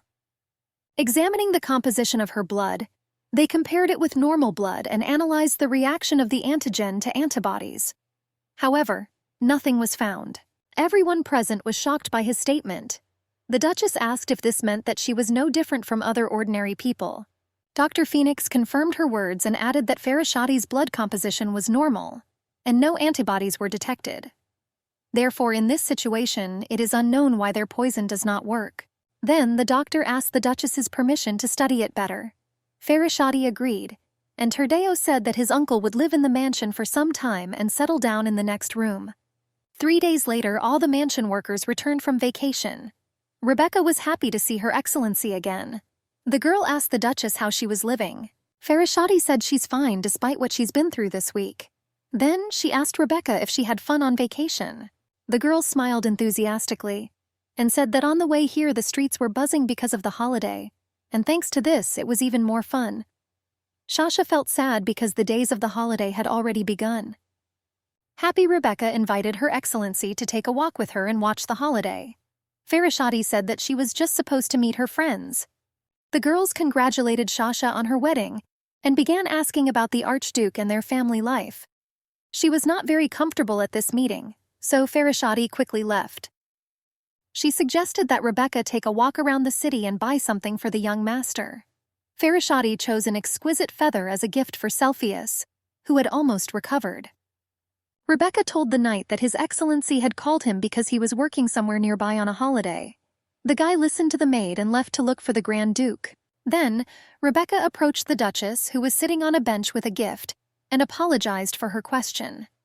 The girl asked if the Duchess was experiencing discomfort due to social interaction.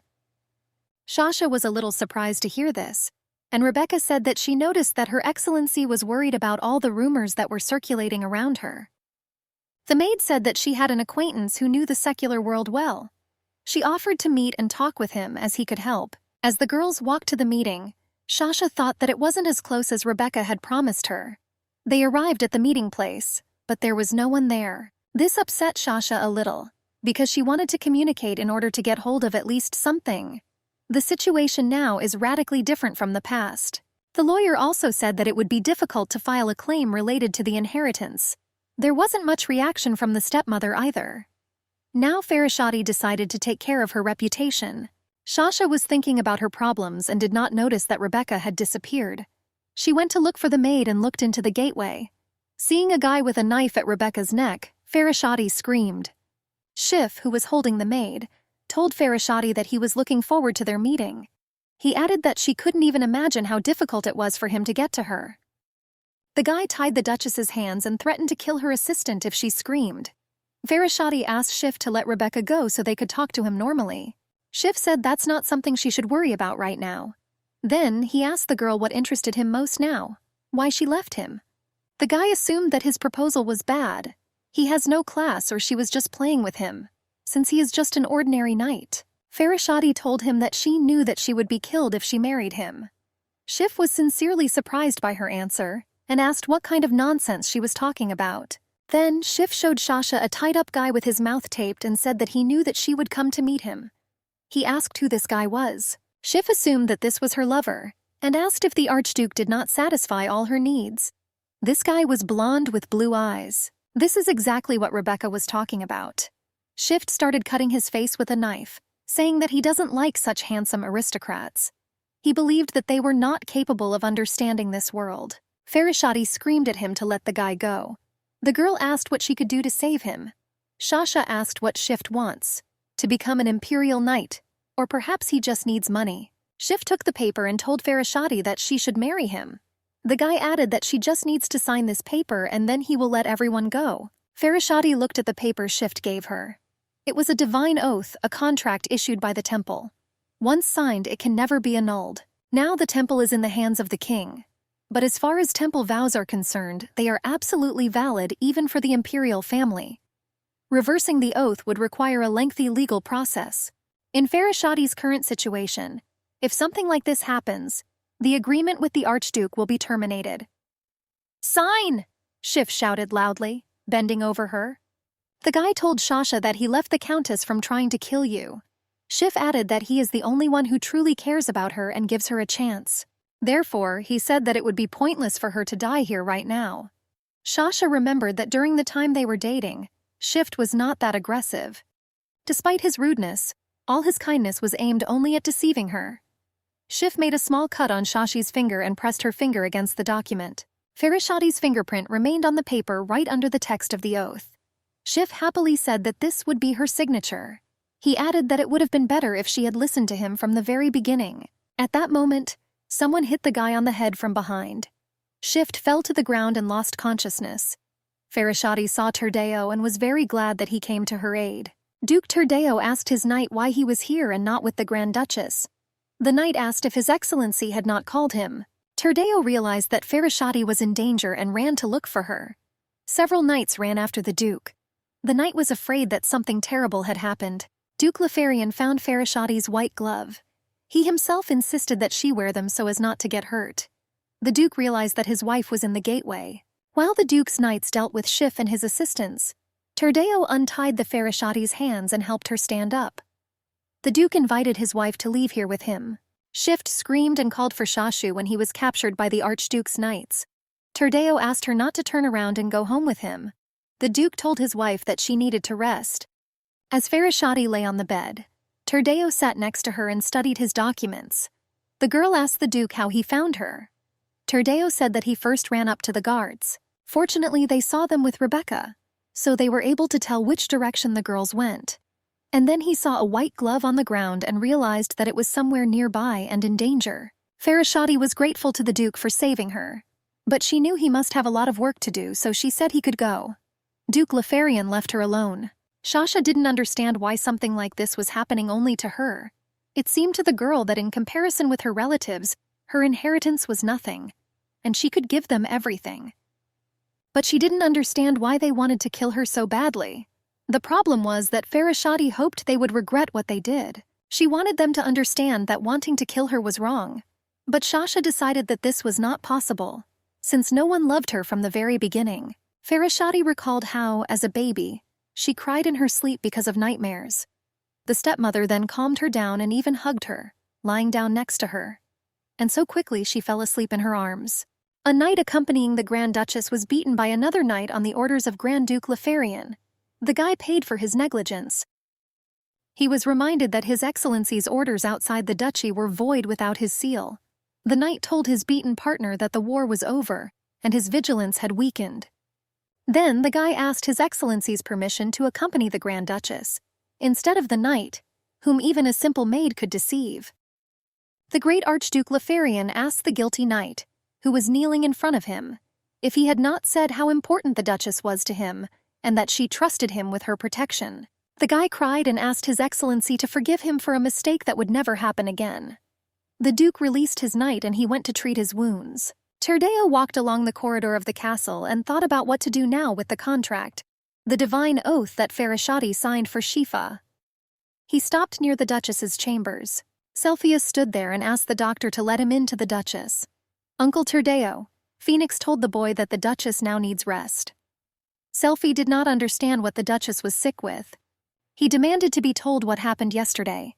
When the Duke approached them, the boy asked if it was because of his attack that she fell ill. Turdeo calmed him down and said that it was nothing like that. The Duke asked Moulton if he had checked the contract. Assistant Bach Moulton replied that he had sent people to the temple, but still no news. Moulton added that they even looked for Shifa's people in the alleys, but they never found anyone. The Duke asked him to settle everything quietly. Bach Moulton replied that they would be very careful. "Adias, Fortune, what have you done?" Rebecca shouted at her friend, a blue-eyed blonde in Fortune County. The girl said that she was put in a cell and would soon be interrogated, and for a short-term release she had to write a memorandum. Rebecca added that she was released here through her prayer, and then accompanied by 2 knights. The guy asked Rebecca to calm down and said that she was putting everyone in a difficult position by being so loud. The girl screamed that she was not to blame for what happened. Adias Fortune replied that he also did not know that everything would turn out this way. Those knights grabbed everyone indiscriminately. The guy added that it was not his fault, because he was waiting for her when he was captured. And even his escort, who was supposed to deliver the message, got scared and ran away. Rebecca said that they were about to have an important conversation with the Grand Duchess. Adias reminded the girl that they were all very lucky that the Archduke arrived on time. Rebecca replied that she was amazed that he found them, but the girl still blamed the guy. She said that she was grateful to him for getting her a job as the Grand Duchess's maid, but added that if this went on, she would not want to see him again. The heir to the Fortune family told the girl that he did not intend to listen to her complaints anymore. Then, one of the accompanying maid knights told Adias that he would need to appear before the Archduke, since he was also in the gateway. Adias had to visit the mansion of Archduke Lefarian. The knight added that as soon as the holiday is over, He will be told the exact time. The guy haughtily replied that he was too ill to go anywhere, and asked if the Archduke could not convey information through the knights. The knight replied that this is why the Grand Duke summons him to his place after a complete recovery. Then the knight told the maid that the message had been delivered, and it was time for them to return. After the death of his wife, Farashadi's father became completely weak. But nevertheless, he did not leave the family work entrusted to him by his mother. The daughter was very proud of her father. Therefore, Sasha knew that if she stopped there, then everything her parents had done would disappear. And it will turn out that she will be left with nothing. The situation has not changed. She felt it again. But this time Sasha could not break down on this. She was only interested in why the Archduke followed her this time. Sitting in the carriage, Duke Lefarian scolded Farashadi for deciding to act alone. Turdeo recalled that he asked her to entrust this matter to him. The girl replied that she wanted to check everything personally, since this matter concerns her personally. She added that if that contract came into force, the Duke would be harmed. Turdeo said that this is all due to the fact that he did not pay enough attention to this issue. Then, the Duke reassured his wife, saying that it was just a piece of paper, no matter in whose hands it was. Sasha calmed down a little, and the Duke told his wife that he had heard that she had prepared a gift for Celsius. Turdeo suggested that she go with him and buy a gift from him too. Farashadi really wanted to go with the Archduke to receive the gift, but she did not know whether it would be appropriate for her to appear in public with His Excellency now. But thinking about Celsius, Sasha smiled and thought that this sweet boy would like whatever they gave him. For his sake, she agreed. Turdeo looked at his wife and turned his gaze to the carriage window. He remembered the words of his uncle, the doctor, that the Duchess's body was weaker than it seemed at first glance. Therefore, they will have to wait and see whether it is because of the poison or because of her build type. Dr. Phoenix suggested that this may be due to depression in such a short period of time. As soon as the Grand Duke and his wife left the carriage, all eyes in the square were turned to them. People did not hesitate to ask them questions about everything that worried them. Farashadi did not like this very much, so she led the Duke into a deserted alley and asked him to bow his head. The girl carefully straightened his hair and hid it in the hood. Then she told the Duke that he was too conspicuous to ordinary people, so he needed to disguise himself a little. After straightening her hair, Sasha told Turdeo that his eyes had become even more beautiful. Farashati was once again convinced that she married an amazing man. The girl told the Duke that he still needed to buy glasses. When they bought gifts for Celsius and glasses for the Duke, Sasha was very tired. Turdeo had too many questions along the way, and she realized that he had never walked around the city like this. Suddenly, Farashati stopped. In front of her could be seen the street along which a large procession of the imperial family and the Archduke would pass. In her past life, she was unable to see him with her own eyes. That day, Sasha returned early to the mansion with Sheaf. This was the last day of the procession. "You must feel in the procession," Turdeo suddenly said to Farashati. The girl said, "Okay." Sasha understood that now, as the wife of the Archduke, she would have to participate in the celebration. Moreover, after the Duke denied all rumors about his marriage to the princess. Standing in the middle of the street, Farashati thought for a minute that if Cercia were the head, she wouldn't have to participate in all this. But then she would not have met Archduke Turdeo. Sasha used to think that the Lefarians were special, but now she didn't understand why their title could not be inherited by the firstborn, like the crown princess. Usually, rules are not broken just because of the gender of the child. The imperial procession, which closes the holiday, begins in the late afternoon. The emperor with his wife and other members of the imperial family will walk ahead. Emperor Declan Ronan Castor, the empress, Crown Princess Darius Eden Castor, and the emperor's son-in-law. They will be followed by the Archduke and his wife. The knight, who had previously accompanied the Grand Duchess, asked Farashati for forgiveness for letting her down like that last time, and promised that this would not happen again. The Duchess replied that everything was fine, and the knight introduced himself as Grey Rhine and kissed her hand. Now Farashati finally knew his name. Suddenly, Sasha noticed her half-sister Reina approaching the fourth princess, Ina Castor Dodolea. Farashati thought it was very inopportune to see her today. Duke Turdeo noticed some tension in Farashati and asked his wife if she was nervous. The girl replied that everything was fine. Then the Duke scared her a little. He said that the killers could appear during the procession. Sasha was shocked by this news, so the Duke explained everything in more detail. This celebration is held to capture the remaining rebels. They are expected to appear at the victory ceremony, Shasha asked again in surprise. She understood that something could happen at this holiday, but she could not even imagine that the celebration itself would be a bait. Terdeo said that these people call themselves a rebel army, but in reality they are not, and today perhaps they will come to kill him. The Duke promised his wife that everything would be fine, and he will be able to protect himself and her. Shasha was sure that she would be safe next to Terdeo. Therefore, the girl decided to stop thinking about Shifa and being afraid of him. Moreover, he has already been caught. Following the imperial family during the procession, Farashati thought that everyone was ready for an attack and, if anything, could prevent it. Suddenly, she noticed among the crowd a blonde man with blue eyes, the same acquaintance of Rebecca who was with them in the gateway when Shift attacked her. At that moment, there was an explosion from his side and a man with a knife jumped onto the cart in which they were traveling. He tried to kill the Archduke, but only slightly injured his face. Duke Lefarian kicked the attacker in the stomach, threw him to the ground from the cart and ordered his knight to tie him up. Rain pinned the man to the ground. The people around were shocked. "Dirty imperial bastards, do you think we will obey you?" the terrorist shouted. He then told Archduke Lefarian that he would pay for all his sins. Grand Duke Lefarian ordered his assistants to stop the procession. Since there is a risk of a second attempt, they must stop this. His Majesty's knight said that he could not disobey the imperial order. Then he added that His Majesty was already waiting for the Archduke. The Grand Duchess invited her husband to continue the procession, and Terdeo Lefarian agreed. Suddenly, Shasha noticed a wounded man in the crowd, who was taken away by the knights. She did not understand what happened to this man and why he fell in blood. In the castle, from the window, Shasha saw fireworks and remembered that day. Terdeo approached his wife and hugged her.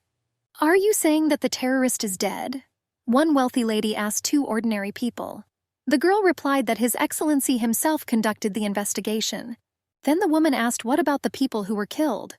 She added that their knights had suffered greatly. The woman was indignant because the Duke did not take the attacker prisoner, but simply killed him. The lady asked the people how they could trust the Archduke in the future. Then she asked if they had checked all the perpetrators' family members. The girl replied that there was no one who could be associated with him as a terrorist, because he was not even a citizen of their empire. The lady said that's what she thought. After this, she indignantly asked how an ordinary citizen of the empire could commit such a terrible act, and she added that even the statue of the Grand Duke was allowed by the rebels. A guy with round glasses came up to them and calmed the woman down. He said that nothing would change anyway because of their empty chatter. In the library, the guy indignantly asked the girl why it was their fault that their knights were hurt. He added that they simply did not follow the formation as well as their knights. The guy believed that the imperial family had no conscience at all, and fortunately, none of the inhabitants of the empire were harmed. The girl sat opposite him and studied the documents. She replied that there has been no end to this incident lately.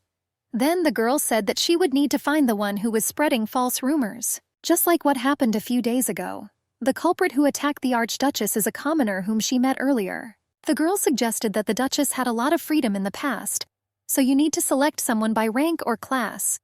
The guy said that Count Zakhart had such a tendency, especially after the death of the Countess. The girl was surprised that he knew about this too. The guy replied that before the wedding, the Archduke ordered them to investigate the Count's family. A gray-haired guy with round glasses sat down at their table and said that they were talking too much. The assistants apologized and continued to study the documents. The guy asked them what happened to that instigator. The assistant replied that 3 people, including the ringleader, had been executed. The rest were sent across the border to hard labor. And since the instigator was executed, you don't have to worry about him anymore. He had his ear cut off so he couldn't be confused with anyone else. The guy with glasses said that he understood everything. Then he said that he would report everything to His Excellency. And he asked them to keep their mouths shut, because no one should know about this problem. Moulton praised Farashati for learning how to run the estate very quickly, and said that the mansion could now manage without his son. The Duchess said that the guy might be offended if he heard this from his father. Moulton replied that he was too stupid to manage the castle. Farashati walked from the library to her room, and thought that several days had already passed since she was living her new life after the last day of the celebration. Suddenly, Cepheus ran up to her from behind and said that he was in a hurry to get to the academy. Shasha was glad that he was attending the academy again. The boy happily goes there and doesn't even complain that he has to travel for more than an hour by carriage. Selfie ran to school happily with a pen from Shashi and a notepad from Turdeo. Farashati waved to the boy and went about her business. Rebecca returned to her duties after the punishment ended. The way she protected the Grand Duchess was taken into account, thereby allowing Rebecca to remain in the mansion. The knights in charge of her punishment were glad that she was released. Rebecca complained to the Duchess that she was forced to write for several days in a row the exact circumstances of her relationship with Aedeas.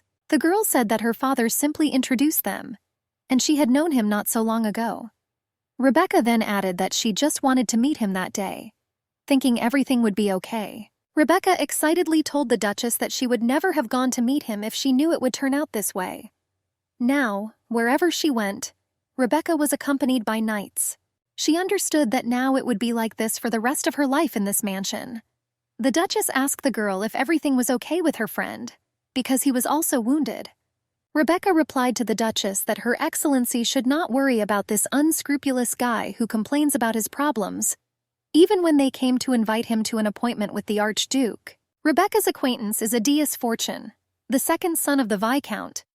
Rumor has it that he was curious to know about the Duchess, who never appeared in the secular world after her marriage. Aedeas. Fortune brought an envelope and handed it to Moulton. He said that he picked it up in the alley when the bandits were running away. Moulton asked the guy why he didn't give it to the knights.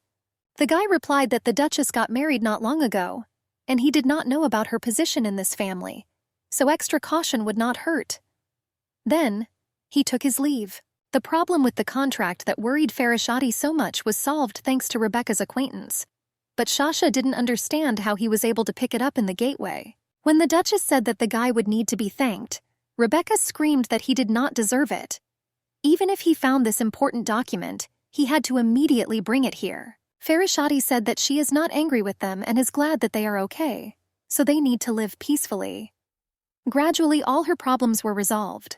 But Shashu was worried about one question: how Shifu managed to get such an expensive document, because its cost was beyond the means of an ordinary knight. She suggested that Reina could help him with this. Then, Shasha wondered why there had been no letters from the Imperial Palace for her for a long time. Previously, the princess bombarded her with invitations, but now there is silence. After the attack, the Archduke began to return home late. Farashati, having met her husband, asked if he found out the cause of death of the attacker. She added that it was very strange that he fell due to a small cut on his arm. His reaction when he fell was the same as when he died. With a little apprehension, Farashati asked the Duke if it was possible that the man had been exposed to Lefarian blood. She didn't want it to be true. Turdeo, thanks to his knights, managed to find out that the terrorist arrived from Schwartz. His body was severely emaciated and his limbs were frostbitten. The Duke was informed that the guy suddenly woke up while being transported from the holiday, but then died again. His sword was smeared with snake venom. The same poison was found on his teeth. Turdeo understood that the guy could not die so quickly from this poison, and it took him a certain time for the poison to take effect. But poisons affect everyone differently. Although the Duke had doubts, he told his wife that the man died from another poison. But Farashati said he couldn't have died so quickly from the poison on his knife that cut him. The girl suggested that someone could use the blood of the Lefarians to kill people. Turdeo replied that they do not have many relatives who are examined by a doctor every month. The Duke was angry that Farashati would accuse him and his family of such things. But Shasha knew that in the past she could have died from his blood because the sensations were very similar. She guessed the only reason their blood didn't affect her now was because she was already dead because of it. However, the girl did not know how Turdeo would react to her assumption. Farashati asked her husband why he was returning home so late if the investigation had already been completed. Is it because he also doubts this situation?